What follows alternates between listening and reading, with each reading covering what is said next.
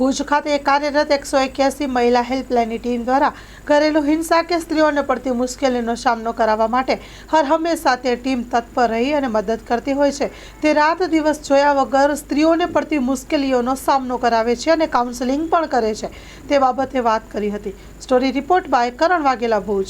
નમસ્કાર મિત્રો, જે રીતે વાત કરવામાં આવે તો ત્યારે 181 મારફતે જેટલા અટાણે ઘરેલું હિંસા એટલે કે દિવસે દિવસે વધતું જતું હોય છે, પણ જે રીતે વાત કરવામાં આવે તો ઘરેલું હિંસા છે કે ઘરેથી નીકળી જવું ને માત્ર ઘણા સમય બાદ પછી ઘણા બધા ઘરના કેસો પણ હોતા હોય છે, ઘરના એવા મગજમારીના કેસો હોતા હોય છે।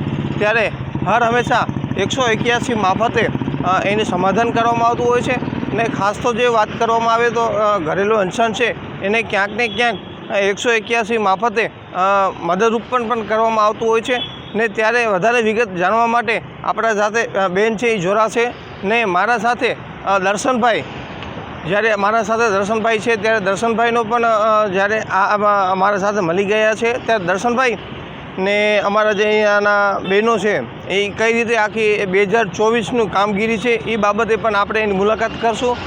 કરણ વાઘેલા સાથે દર્શનભાઈ મહેતા, ભુજ, કચ્છ, મા આશાપુરા ન્યૂઝ। મારું નામ સોલંકી ઉજાલા, કાઉન્સેલર 181 મહિલા હેલ્પલાઇન।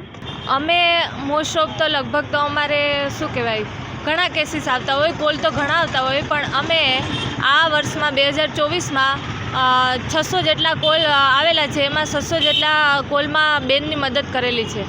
એમાં મોસ્ટ ઓફ તો ઘરેલું હિંસાના કેસ આવેલા છે। 600માંથી લગભગ 404 જેટલા ઘરેલું હિંસાના કેસીસ આવેલા છે। તેમાંથી અમે શું કહેવાય 410 જેટલા બહેનોનું તો સમાધાન કરેલું છે।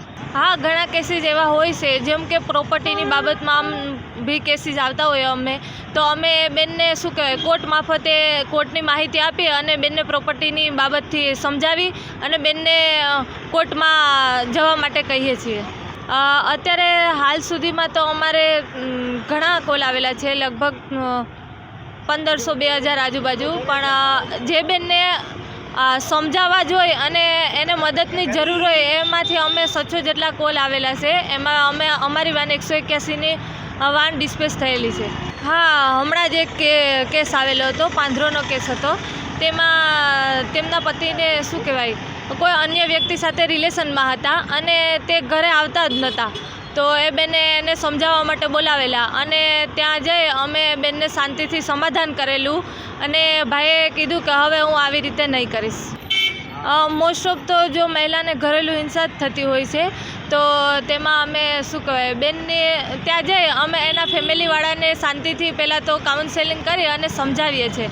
જો એ સમજવા માટે તૈયાર જ ન હોય તો બેનને જો કોઈ આગળ કાર્યવાહી કરવી હોય, કેસ કરવો હોય, અરજી કરવી હોય, કોર્ટમાં જવું હોય, તો ભરણપોષણનો કેસ કરવો હોય તો અમે બેનને આગળ જઈ અને શું કહેવાય આગળ લઈ જઈએ છીએ અને કેસ કરી આપીએ છીએ।